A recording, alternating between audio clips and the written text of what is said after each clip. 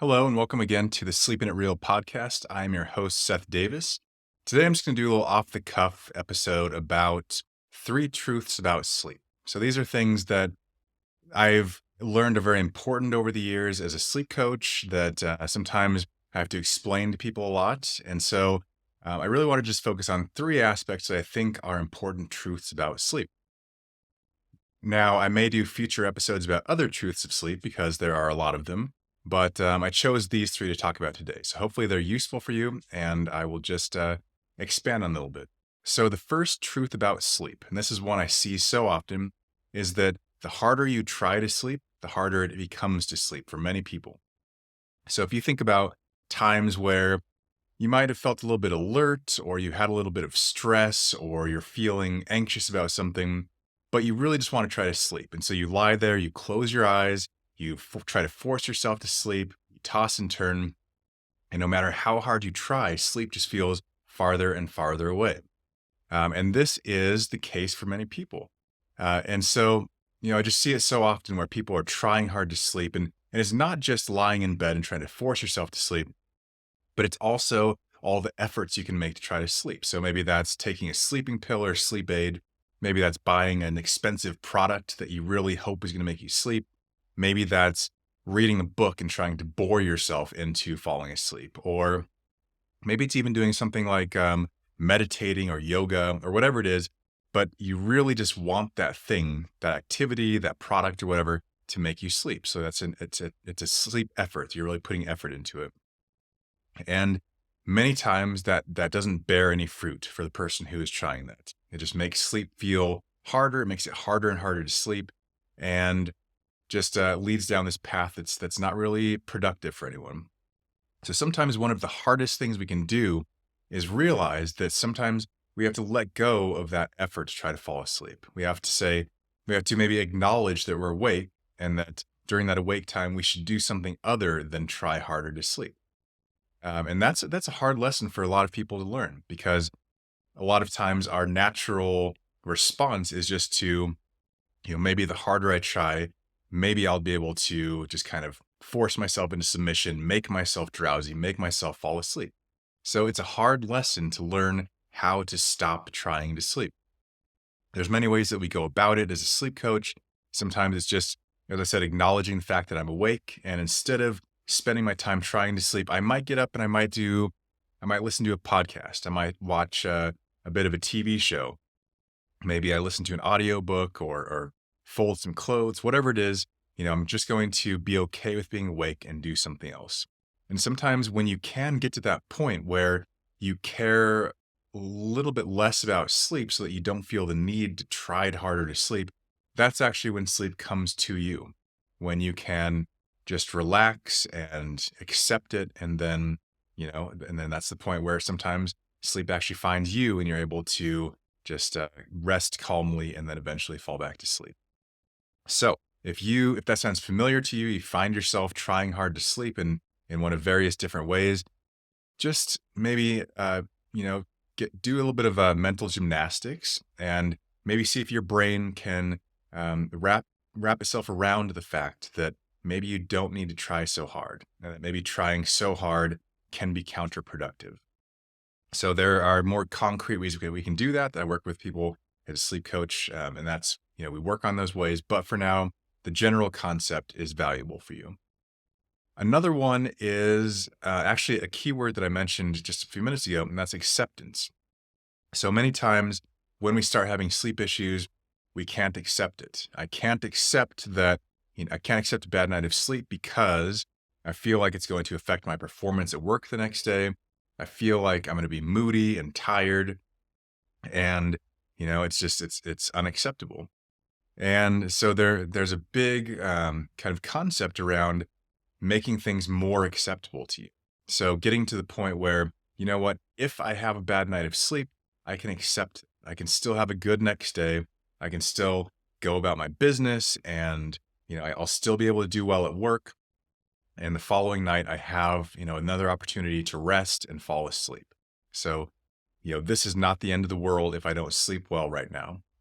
And when you can tell yourself that in the moment, so say it's 2 a.m., you're feeling pretty alert, you're not feeling very sleepy. You don't want to be awake, but if you can accept the fact that you're awake, then it helps so that your brain doesn't go on alert and get anxious or frustrated or anything. Your body doesn't go into fight or flight mode about that. You're able to still rest comfortably and calmly. And even just being able to rest calmly is a big accomplishment for the night. Rather than being worried, rather being frustrated about sleep. So, being able to accept in the moment that I might not be sleeping, but I can rest comfortably is a huge step. I work with a lot of people going through that process. And also being able to accept if I don't sleep well tonight, I can still have a good next day tomorrow. And when you can accept that, then many times you actually feel better the next day because you don't believe that it's going to be a terrible day, that you're going to be tired and moody and everything. And you're just more optimistic and positive, which is always helpful.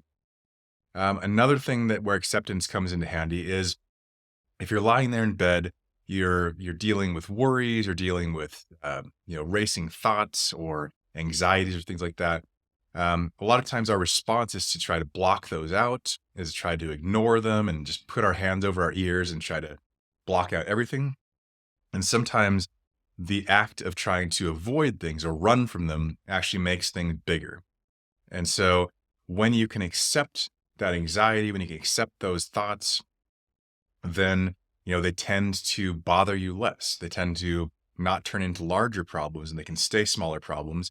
And then we can work with other techniques such as learning to calm your mind, such as learning to let things go so they're not bothering you at night, and more helpful things like that. But sometimes one of the biggest things you can do is simply to accept it and just let it be, let it live there with you, not try to block it out. But you also realize that you don't have to interact with it. So if you have this anxiety there about whether it's related to sleep, whether it's related to something that's going on in life, anxiety is a natural reaction for us, but we don't necessarily have to pay it much attention or feed it or react to it strongly so that it becomes bigger. We can just accept it, let it be, and that tends to be helpful for both sleep and for everything in general. So acceptance is very an important concept. It's the whole thing about learning to change what you can control, what you have power over, and otherwise let go of what you can't change and accept it. So, it's kind of an abstract concept for some people. Accepting a bad night of sleep can be hard for some people, but the closer you can get to that point, the less distress you tend to have over your sleep, the calmer you're able to stay at night, the calmer your body is able to stay at night so you don't have stress hormones flowing through you and body tension, other reactions that make it hard to sleep. And just the closer that you are to be able to rest calmly and eventually sleep better as well. So acceptance is another key word that I encourage you to think about and think about things in your life that you find unacceptable at the moment. So things that you struggle against, things that you're like, I cannot accept that. And then see if some of those things, picture how you might change if you could accept it. If it's something that's beyond your control, so if you're able to accept it and move on and focus on more positive things in your life and other things that kind of fulfill you, how could that change things for you? And how might you feel better during that time? And maybe you'd feel lighter for being able to let this thing go. And maybe when you crawl into bed at night and you get up in your comfortable covers and sheets and pillow and everything, you don't have that thing weighing on you at night. And how would that change the way that you might sleep and just rest at night? So I encourage you to think about that and maybe do some reflection. You can use a notebook and kind of write about some of these things, but it's well worth the time and the mental effort just to spend a little bit of time exploring it.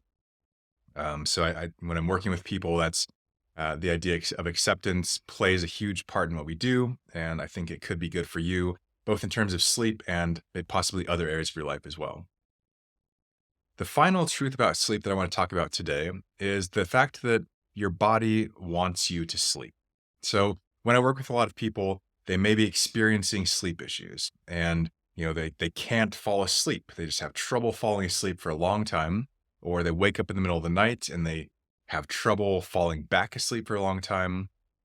Perhaps they wake up a lot earlier than they'd like to. So I'd love to wake up at 7 a.m., but I'm waking up at 4 a.m. instead.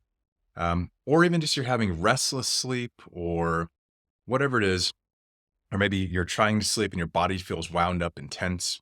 And so a lot of times people get discouraged by this. They feel frustrated. And sometimes they cast the blame on their body. And they say, maybe there's something biologically wrong with me. My body is rebelling against me. It doesn't want me to sleep.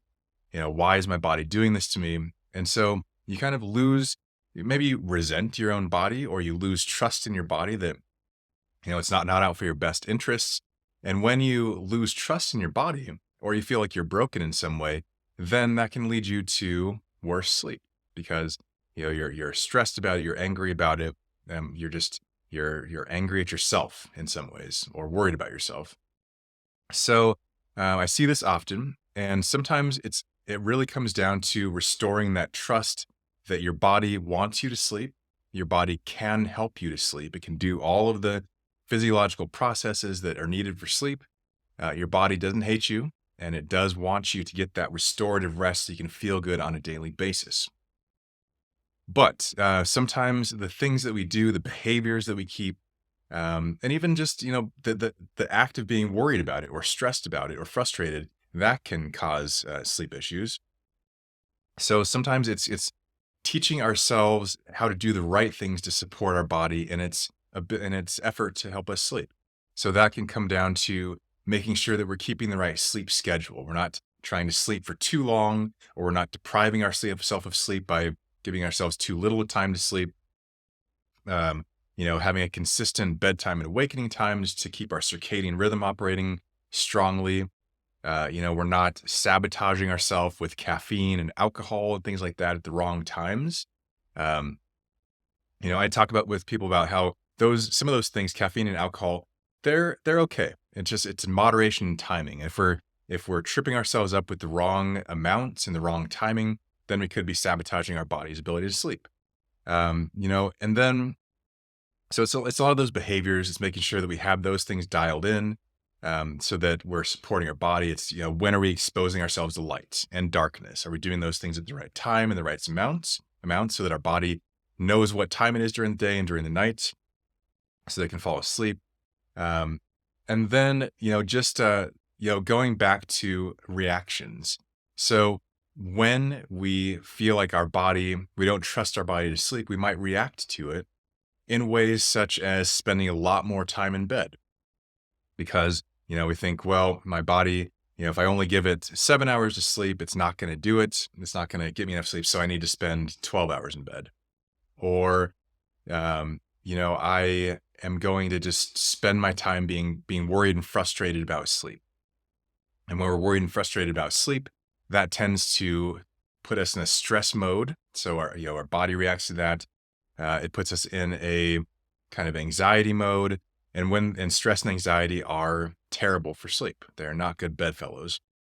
So it's also a matter of kind of staying calm in those situations, learning to relax, and learning to let go of those worries and those fears and anxieties, and also just trusting our body. So, trusting the fact that if I lie down, my body can help me fall asleep. I don't need a sleeping pill, prescription sleeping pill. I don't need to do anything crazy, to change things. I don't need to make any huge efforts to fall asleep. If I do the right things with my body, it will eventually help me to get to sleep. And if I do the right things over a period of time, that will kind of solidify my sleep and make sure that my body has all the tools and everything to fall asleep. So if you find yourself, feeling like your body can't do the job, it can. There might be some things that we need to tweak. There might be some things with your sleep schedule or other behaviors or substances you're taking in, or working on relaxation and managing stress, whatever it is. Those things, we might need to tweak those to help you fall asleep better and to stay asleep better. But probably your body is able to do the job. Now, having said that, it never hurts to go to a doctor to rule out things. So, if there's a possibility of a sleep disorder, sleep apnea, restless leg syndrome, something like that, never hurts to go get tested and just rule those out if your doctor thinks that it's a good idea to have you tested. You can always check things like your hormones and have your blood tested and everything else just to rule out anything like nutritional deficiencies or anything like that. Just to make sure that there are no biological issues that are standing in the way.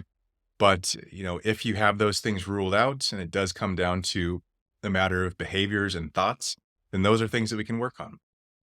So I just want you to know that you're not broken. There are always things that you can do to either help yourself out biologically with the help of a doctor or things, or if you have, as I said, cognitive or behavioral issues, you can work with a sleep coach or a sleep physician or whoever it is to help you get back on track in those cases.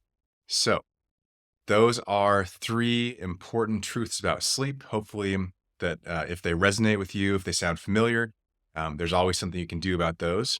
And I'm happy to talk with you if you would like to discuss them further. You can always reach out at seth@sleepably.com or direct message me at Sleepably on all the big social media platforms. Otherwise, I hope that you have a great night of sleep tonight, and thank you again for listening.